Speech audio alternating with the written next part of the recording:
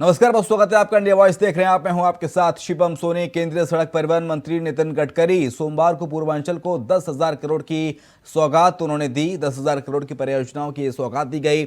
12 परियोजनाओं का शिलान्यास जबकि 6 परियोजनाओं का लोकार्पण किया गया। दिग्विजय पार्क में आयोजित कार्यक्रम में गडकरी के अलावा मुख्यमंत्री योगी आदित्यनाथ, केंद्रीय सड़क राज्य मंत्री जनरल वीके सिंह, प्रदेश सरकार के लोक निर्माण मंत्री जितिन प्रसाद के अलावा पूर्वांचल के सभी सांसद मौजूद रहे।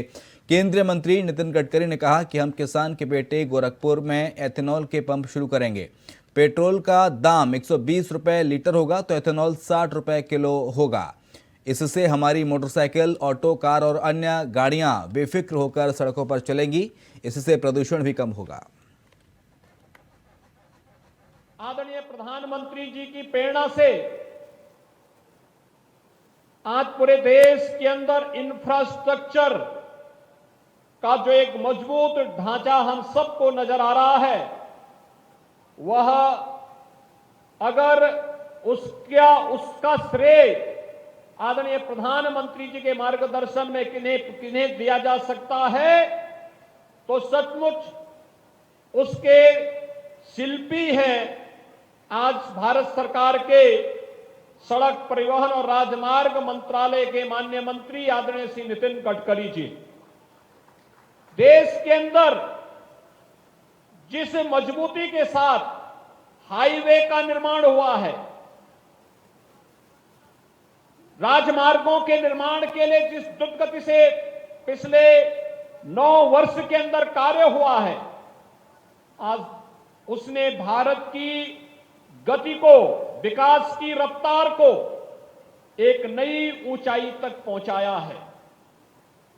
आज पूरी दुनिया इस बात को लेकर अचंभित है कि सदी की सबसे बड़ी महामारी के बावजूद भारत दुनिया की सबसे बड़ी तेजी के साथ उभरती हुई अर्थव्यवस्था है, तो इसके पीछे मजबूत इंफ्रास्ट्रक्चर उसका एक कारण है। और इंफ्रास्ट्रक्चर का आधार सर्वदेव अटल जी की इन परिकल्पनाओं को साकार करती हुई जो आज मजबूत हाईवे के बेहतर नेटवर्क के माध्यम से हम सबको देखने को मिल रहा है। मैं आभारी हूं आदरणीय प्रधानमंत्री जी का, आदरणीय गडकरी जी का, कि जिन्होंने उत्तर प्रदेश को भरपूर मदद दी है। उधर राहुल गांधी के लंदन दौरे के दौरान सरकार लोकतंत्र को लेकर बयान पर सियासी घमासान मचा हुआ है। राहुल गांधी के बयान की सियासी तपिश का असर सोमवार को संसद के दोनों सदनों में भी नजर आया। सत्ताधारी एनडीए की अगुवाई कर रही भारतीय जनता पार्टी ने राहुल गांधी के खिलाफ नारेबाजी की और माफी मांगने की मांग की। संसद के दोनों सदनों की कार्यवाही हंगामे के कारण पहले दोपहर 2 बजे तक और फिर 14 मार्च तक के लिए स्थगित कर दी गई।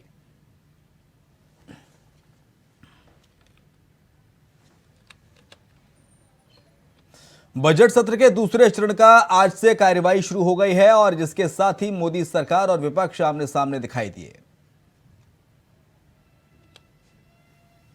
श्री राहुल गांधी जो इसी सदन के सांसद हैं, राहुल गांधी ने लंदन में जाकर भारत को बदनाम करने की कोशिश की है और कहा है कि भारत में लोकतांत्रिक व्यवस्था पूरी तरह से तहस-नहस हो रही है और विदेशी ताकतों को आकर यहाँ पर भारत के लोकतंत्र को बचाना चाहिए कि भारत की गरिमा पर, भारत की प्रतिष्ठा पर उन्होंने गहरी चोट पहुंचाने की कोशिश की है। अध्यक्ष महोदय, मैं आपसे यह मांग करता हूं कि पूरे सदन के द्वारा उनके इस व्यवहार को खंडन किया जाना चाहिए और उनको ये आपके द्वारा निर्देश दिया जाना चाहिए कि संसद के फोरम पर आकर वह क्षमा याचना करें। अध्यक्ष महोदय, मैं आपसे अनुरोध करना चाहता हूँ। गर्व जो गुणगान पूरे विश्व में हो रहा है, उसका इंसल्ट किया है राहुल गांधी जी ने, और राहुल गांधी जी ने सदन में आके माफी मांगनी चाहिए, बजाय के विदेश में घूमते रहें और भारत के ऊपर बेबुनियाद आरोप लगाएं। हम डिमांड करते हैं कि राहुल गांधी जी सदन में आए और सदन की गरिमा को संभालते हुए माफी मांगे, देशवासियों से माफी मांगे, सदन से माफी मांगे। उन्होंने माननीय अध्यक्ष के ऊपर भी बेबुनियाद एस्पर्शंस कास्ट किए, बेबुनियाद आरोप लगाए हैं, उसके लिए भी मैं उनकी घोर निंदा करता हूं। और उन्होंने अध्यक्ष पर के ऊपर जो आरोप लगाए हैं उसके लिए अध्यक्ष से भी माफी मांगनी चाहिए। मैं सदन के नेता एक सवाल उठाए और वो जो सवाल उन्होंने उठाया था हमारे सदन को कोई संबंध नहीं था। डेमोक्रेसी के बारे में जो राहुल जी ने वहां के कॉलेजों में और सेमिनार में कहा था, उस बात को उन्होंने राज्यसभा में उठाया। एक तो रूल्स के तहत ये गलत है। विदेश में राहुल गांधी के सदन की कार्यवाही और मोदी सरकार पर दिए बयान पर मोदी के मंत्रियों ने क्या कुछ कहा, सुनाते हैं आपको। आप कांग्रेस वालों का जो बात को सुनेंगे तो वो जवाब देने के लिए भी अच्छा नहीं लगता है, क्योंकि उनका जो भी क्रिटिसाइज करना है वो कोई तर्क होना चाहिए। वो ऐसा नहीं होते उनके, वो ऐसे ही पार्लियामेंट को डिस्टर्ब करते हैं, हंगामा करते हैं, फिर इधर उधर का बातें को उठाता है। हाउस में जो बहुत ही महत्वपूर्ण विषय में चर्चा होना होता है वो चर्चा होने नहीं देते हैं। कांग्रेस पार्टी का कोई रुचि नहीं है हाउस को अच्छी तरह से चले, इसलिए हम लोग सब दुखी हैं। जब देश के बाहर प्रधानमंत्री को अपमानित करता है तो वो देश को अपमानित करता है। राहुल गांधी जी इतना बड़ा झूठ जो लोकसभा में घंटों तक वक्तव्य दें और विदेश में जाके लंदन में जाकर के कहें कि मुझे लोगों को बोलने नहीं दिया जाता है, तो ये समझते हैं कि लोकसभा का अपमान है, संसद का अपमान है। इस पर तो लोकसभा के अध्यक्ष को कार्रवाई करनी चाहिए। और जिस ढंग से लोकतंत्र को अपमानित करते हैं, जिस ढंग से देश को गाली देते हैं, ये टुकड़े टुकड़े गैंग की भाषा बोलते हैं, ऐसे तो इनके ऊपर देशद्रोह का मुकदमा। अडानी के मुद्दे पर कांग्रेस केंद्र सरकार और भाजपा पर हमलावर हो गई है। कांग्रेस ने भाजपा पर मित्रवादी पूंजीवाद के तहत सिर्फ अडानी को लाभ पहुंचाने का आरोप लगाया है। इसको लेकर देश के अलग अलग राज्यों में विपक्ष का चलो राजभवन मार्च निकाला जा रहा है।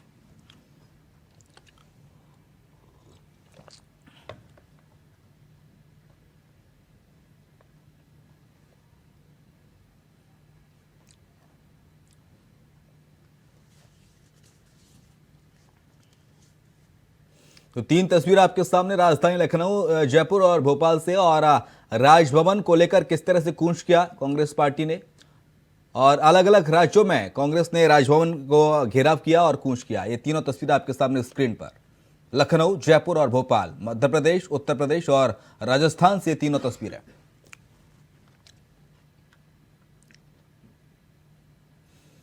सीएम योगी और परिवहन मंत्री आज महोबा दौरे पर हैं, जहां पर बैठने को लेकर पुलिस अधिकारियों से बीजेपी नेताओं की झड़प हो गई। विवाद बीजेपी जिला महामंत्री समेत अन्य पदाधिकारियों के वीवीआईपी गैलरी जाने से रोकने पर हुआ, जिसके बाद सांसद पुष्पेंद्र सिंह चंदेल की समझाइश के बाद मामला शांत हुआ। शहर के पुलिस लाइन मैदान मोदी मैदान में कार्यक्रम का आयोजन हुआ था।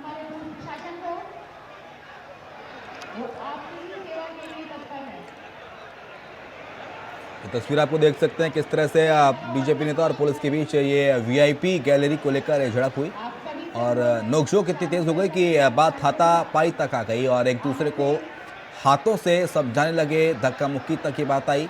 ये तस्वीर आपको दिखा रहे हैं महोबा से, जहां पर बीजेपी नेता और पुलिसकर्मियों के बीच ये झड़प की तस्वीर है।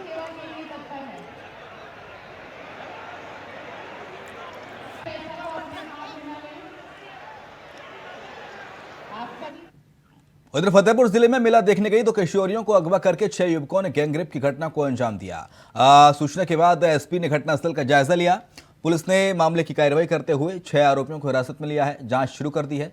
पुलिस ने दोनों किशोरी के मेडिकल के लिए उन्हें भेज दिया है।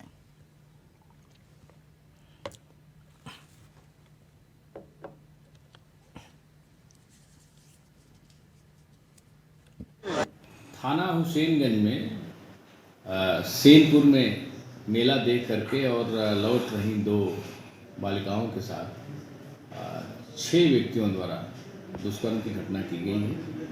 सभी को चिन्हित कर लिया गया है, उसके बाद उन्हें हिरासत में ले लिया गया है, अभियोग पंजीकृत किया जा रहा है, कठोर विधिक कार्रवाई की जा रही है। और खबर रायबरेली से, जहां पर 16 वर्षीय युवक की हत्या का मामला सामने आया। इस हत्या के बारे में पुलिस ने 24 घंटे के अंदर खुलासा किया।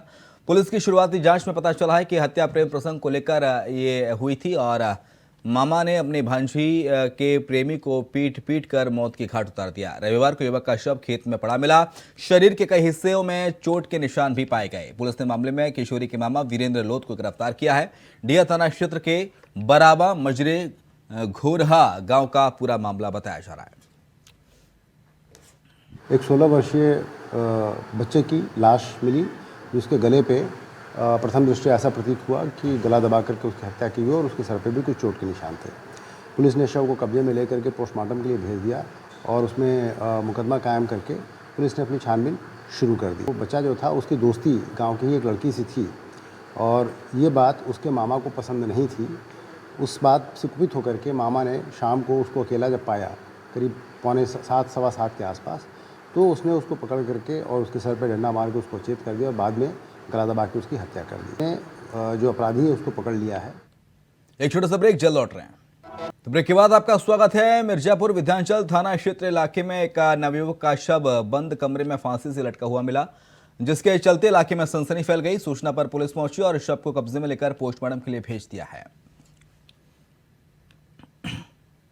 हमारे घर से हमारे भाई को बुला के ले गए और उसी यानी कि हमारे कौन ले गया और कहाँ पे ले गया? हमारे पड़ोसी थे, हमारे घर के बगल में ले गए अपने घर में वो लोग। हाँ। और 5 लोग मिलके हमारे भाई का हत्या किए हैं, फांसी पे लटका दिए। यही थी कि जमीन वमीन की विवाद चल रही थी और कोई वारदात नहीं थी और बहुत दिन हो गए हैं। अब इतना कोई थोड़ी याद किया सर। और जो है कि घर से उसका बेटा आया बुलाने के लिए, बेटा लेके गया, घर में पानी वानी पिलाए, फिर इसको हमारे भाई को मार कर पंखा की कड़ी। दिनांक 12/3/2023 को सायंकाल एक सूचना प्राप्त होती है कि थाना विंध्याचल अंतर्गत ग्राम गम्हापुर में उसके चचेरे भाई ने फ़ोन किया, पुलिस को सूचना दी कि उसके भाई को पड़ोस के किसी व्यक्ति ने घर के अंदर बंद कर रखा है। तत्काल मौके पे पुलिस पहुंचती है तो वहाँ पे देखा जाता है कि दरवाज़ा बाहर से ताला बंद हुआ है। जब मौके पे पुलिस ताला को खोलती है तथा अंदर से कुंडी को निकाल के जब देखा जाता है तो वह लड़का, जिसका नाम मंगलम सरोज है, 19 वर्ष का है, उसने दुपट्टे से फांसी लगा रखा था। तत्काल उसकी बॉडी को उतारा जाता तथा पीएम के लिए पोस्टमार्टम के लिए मोर्चरी हाउस भिजवाया जाता है। तहरीर प्राप्त कर अग्रिम विधिक कार्रवाई की जा रही तथा लॉ एंड ऑर्डर की कोई समस्या नहीं। बात अलीगढ़ की, जहां पर पति ने पत्नी को मौत की घाट उतार दिया। पीट कर पति ने पत्नी की हत्या कर डाली। धारदार हथियार से पति ने हमला किया और मामूली कहासुनी पर दरअसल ये विवाद हुआ और देखती देखती विवाद इतना गहराया कि पति ने पत्नी को ही मौत के घाट उतार डाला। फॉरेंसिक टीम मामले की पड़ताल कर रही है। पुलिस ने आरोपी पति को हिरासत में लिया है। अलीगढ़ के थाना बरला के गाजीपुर का मामला है।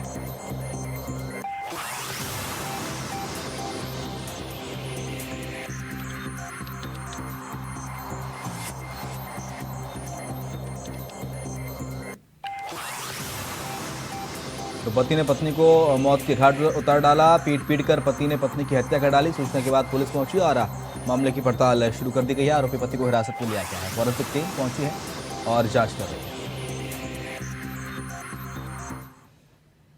और चलिए बात कर लेते हैं कानपुर की, जहां पर लकड़ी के कारखाने में मजदूर का शव मिला है। धारदार हथियार से मजदूर की हत्या की गई है। कारखाना मालिक की सूचना पर पुलिस पहुंची और कैमरे की फुटेज खंगाले गए। फॉरेंसिक टीम ने घटनास्थल से साक्ष्य जुटाए हैं। घाटमपुर थाना क्षेत्र के स्टेशन रोड की पूरी घटना बताई जा रही है, जहां पर मजदूर का शव मिलने से हड़कंप मच गया।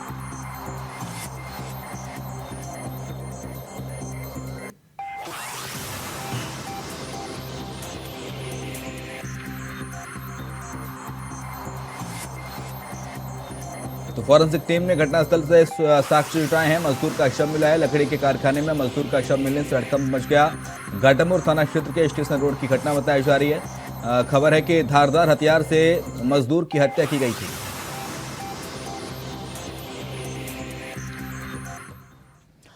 और बात बदायूं की करेंगे, जहां पर संदिग्ध परिस्थितियों में प्रेमी जोड़े ने फंदे से लटककर आत्महत्या कर ली। परिजनों ने पुलिस को बिना सूचना दिए दोनों का अंतिम संस्कार कर दिया। लड़की के परिजनों ने थाने में शिकायत दी। पुलिस मामले की जांच में जुटी है। कादर चौक थाने के धनुपुरा गांव का मामला बताया जा रहा है।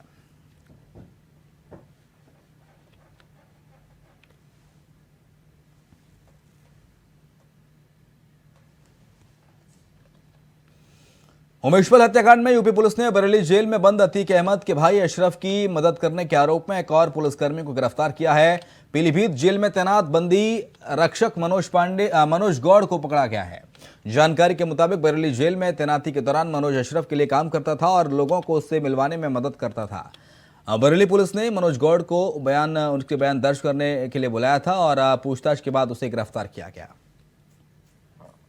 देखिए, भीतरी चैनपुर स्थित केंद्रीय कारागार 2 में एक मुकदमा पंजीकृत हुआ था।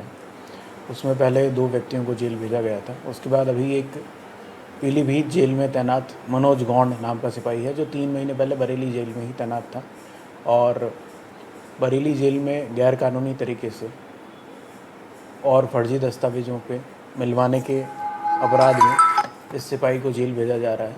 इसके अतिरिक्त एक अन्य व्यक्ति जिसका नाम शफरुद्दीन है, जो बरेली का निवासी है, उसको भी जेल भेजा जा रहा है। नोएडा पुलिस को बड़ी कामयाबी हाथ लगी है। दिल्ली एनसीआर समेत नोएडा और ग्रेटर नोएडा में होने वाली रेव पार्टी में इस्तेमाल होने वाले 25 लाख के ड्रग्स को पुलिस ने बरामद किया है। पुलिस ने नशीला पदार्थ पूजा गुप्ता नामक महिला के घर से बरामद किया। पुलिस ने 3 आरोपी पुलकित, अभिषेक चौहान और पूजा को गिरफ्तार कर लिया है। पुलिस 3 अन्य आरोपियों की तलाश में जुटी है। वहीं पुलिस को आरोपी पूजा के घर से नीदरलैंड और अफगानिस्तान कोरियर के कुछ लिफाफे हाथ लगे हैं। पुलिस इंटरनेशनल ड्रग कनेक्शन की भी पड़ताल कर रही है। नोएडा फेज 3 का पूरा मामला बताया जा रहा है।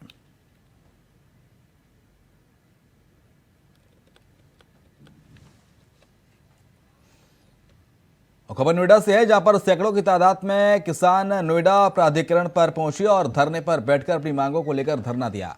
इस दौरान भारी पुलिस बल तैनात रहा। बता दें कि किसान नेता सुखबीर खलीफा के नेतृत्व में सभी किसान एकत्रित हुए।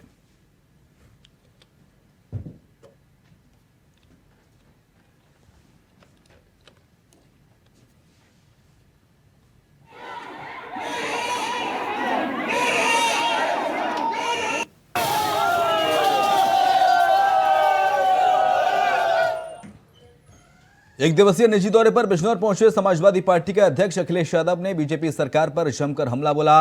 उन्होंने कहा कि बीजेपी बेरोजगारी और महंगाई बढ़ा रही है। उन्होंने कहा कि संविधान बचाने के लिए इस बार सबको वोट करना पड़ेगा। समाजवादी पार्टी की कोशिश रहेगी कि जो गठबंधन में शामिल है उन सबको साथ लेकर चलें।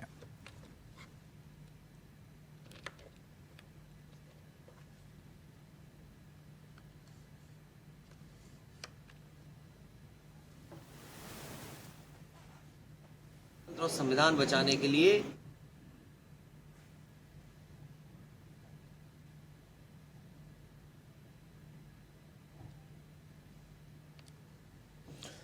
वाराणसी स्थित विश्व प्रसिद्ध काशी विश्वनाथ मंदिर में अब भगवान भोलेनाथ के स्पर्श दर्शन के लिए जेब ढीली करनी पड़ेगी। मंदिर प्रशासन इसके लिए एक निश्चित शुल्क तय कर रहा है। इसकी अदायगी के बाद ही भक्त बाबा के स्पर्श दर्शन कर सकेंगे। जानकारी के मुताबिक ये शुल्क 500 से 1000 रुपये हो सकता है। हालांकि अभी तक तय नहीं हुआ है कि राशि को लेकर विचार जारी है। मिली जानकारी के मुताबिक मंदिर प्रशासन के इस प्रस्ताव को श्री काशी विश्वनाथ मंदिर परिषद हरी झंडी दिखा चुका है। शुरुआत में ट्रायल के दौरान भक्तों से 500 रुपये बतौर शुल्क के तौर पर लिए गए थे। नई व्यवस्था के जल्द लागू होने की बात कही जा रही है।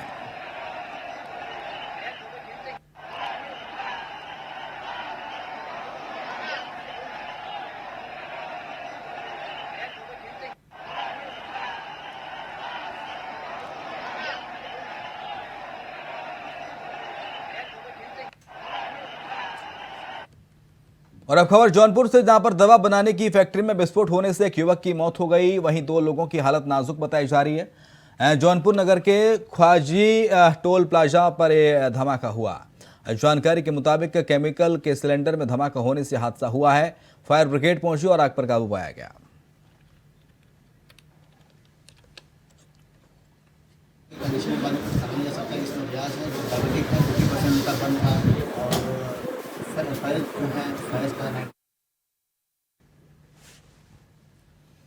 इधर संभल पुलिस ने सोमवार को गैंगस्टर एक्ट में फरार चल रहे 25,000 के नामी बदमाश को गिरफ्तार किया है। पुलिस ने गिरफ्तार बदमाश से चोरी की बाइक और अवैध तमंचा भी बरामद किया है। बता दें कि समझाए बदमाश गौ तस्कर समेत तमाम मामलों में वांछित चल रहा था। आरोपी के पास से एक चोरी की बाइक और अवैध तमंचा बरामद किया गया है। इसके साथ ही अन्य साथियों की भी तलाश की जा रही है। आज गैंगस्टर एक्ट में वांछित 25,000 रुपए के इनामी अपराधी आलमपुत्र अक्रम निवासी ग्राम टांडा जनपद रामपुर को गिरफ्तार किया गया है। गिरफ्तार अभियुक्त के कब्जे से एक चोरी की स्प्लेंडर मोटरसाइकिल तथा एक अदद तमंचा 12 बोर मैग कॉटेज बरामद किए गए हैं। यह अपराधी काउ स्लेटर एक्ट में अनेक मुकदमों में वांछित रहा है। इसके अन्य साथियों के बारे में भी जानकारी की जा रही है।